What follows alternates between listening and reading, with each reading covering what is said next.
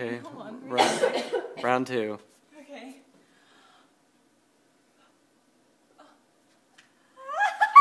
That is gross. That is Shelby catching a bubble in her mouth. Oh my gosh.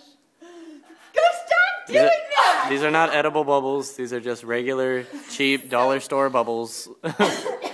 I know that because that's the only place Dave shops for prizes. Don't make me laugh, I can't bubble. I'm watching one drop to the ground. Shelby, you have to stop. Pretty sure that went in your nose. I don't know. The first one was the best one. You can't repeat Yeah. a freak accident like that.